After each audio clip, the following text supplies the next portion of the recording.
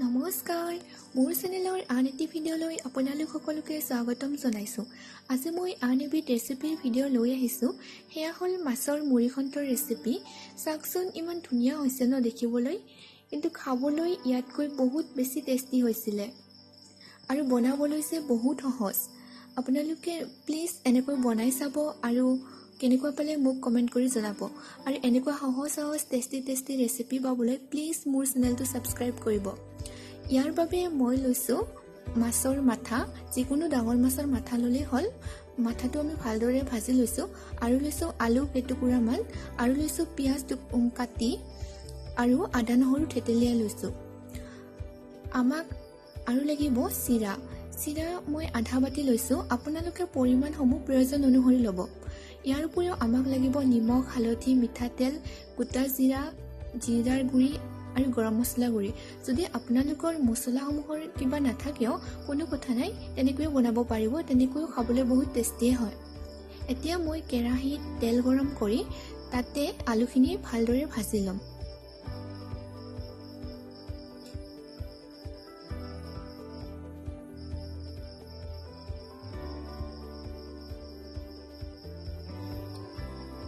এইখিনি ভজা হৈ গ'লে উলিয়াই ৰাখিম।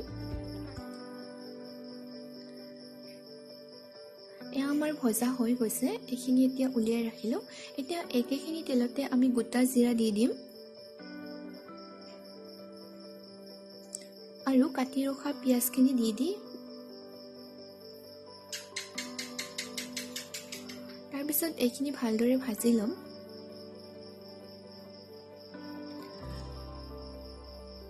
মুড়িঘণ্টা সাধাৰণতে চাউলৰ পৰাও বনোৱা হয়, কিন্তু এনেকৈ বনালে বহুত সহজতে হয় আৰু খাবলৈও টেষ্টি হয়। আপোনালোকে ট্ৰাই কৰি চাবচোন।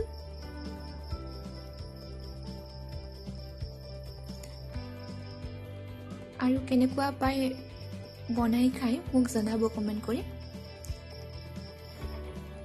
এয়া আমাৰ ভজা হৈ গৈছে। এতিয়া ইয়াতে আমি থেতেলিয়াই লোৱা আদা আৰু নহৰুখিনি দি দিম আৰু এইখিনিৰ কেঁচা গোন্ধটো যোৱালৈ ভালদৰে ভাজি ল'ম।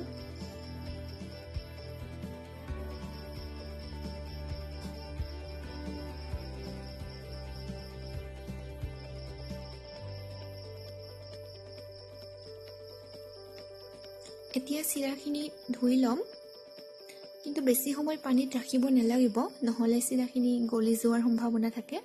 আৰু ধুই লোৱাৰ অলপ পিছতে ব্যৱহাৰেই কৰিব লাগিব, নহ'লে গলি যাব পাৰে চিৰাখিনি।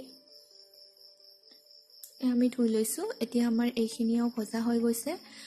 এতিয়া ইয়াতে আমি হালধি দি দিম। হালধি দি লৰাই দিয়াৰ পিছত ইয়াতে আমি চিৰাখিনি দি দিম।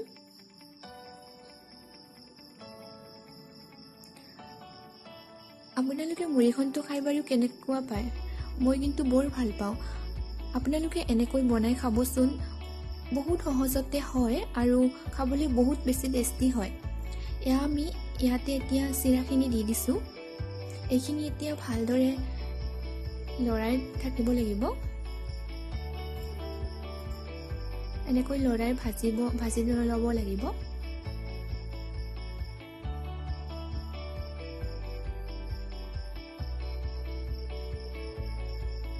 এয়া আমাৰ ভজা হৈ গৈছে। এতিয়া ইয়াতে দিছোঁ সোৱাদ অনুসৰি নিমখ। এইখিনি ভালদৰে মিহলাই দিয়া হৈছে।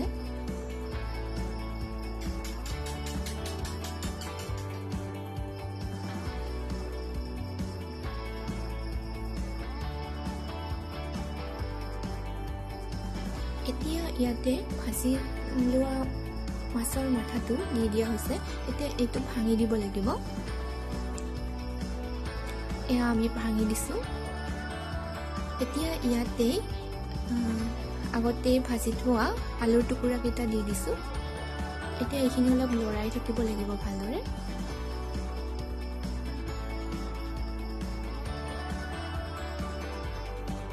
এতিয়া ইয়াতে পৰিমাণ অনুযায়ী পানী দিয়া হ'ব।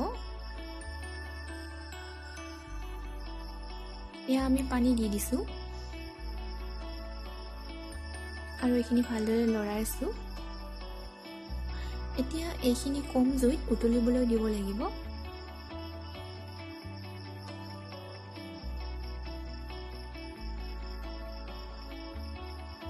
আৰু মাজে মাজে লৰাই থাকিব লাগিব।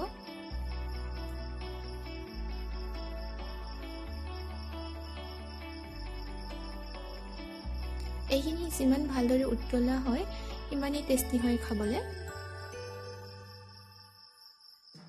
এয়া আমাৰ উতলি উঠিছে। এইখিনি ভালদৰে উতলিবলৈ দিম এনেকৈ অলপ সময়ৰ বাবে আৰু মাজে মাজে লৰাই থাকিম।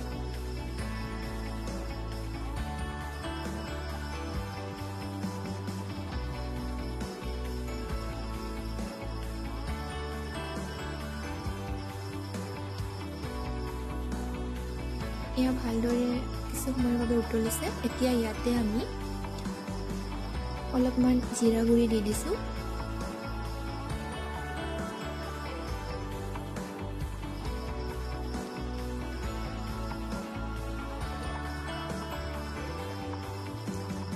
আৰু দিম ৰঙা জলকীয়াৰ গুড়ি।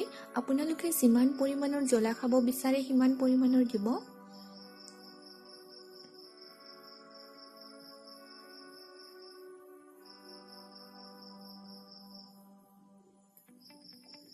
আৰু ইয়াতে অকণমান গৰম মছলা দিম। মই আকৌ কৈছোঁ, আপোনালোকৰ যদি কিবা মছলা নাথাকে তথাপিও কোনো কথা নাই, মছলা নোহোৱাকৈ বনালেও বহুত টেষ্টি হয় খাবলৈ।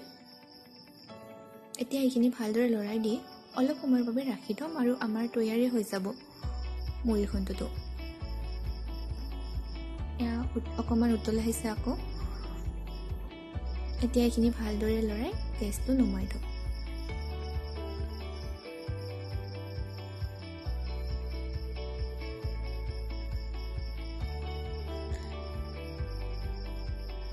এইখিনি সঁচাকৈ খাবলৈ বহুত টেষ্টি হৈছিলে। আপোনালোকে প্লিজ এনেকৈ বনাই খাব আৰু কেনেকুৱা পায় মোক জনাব।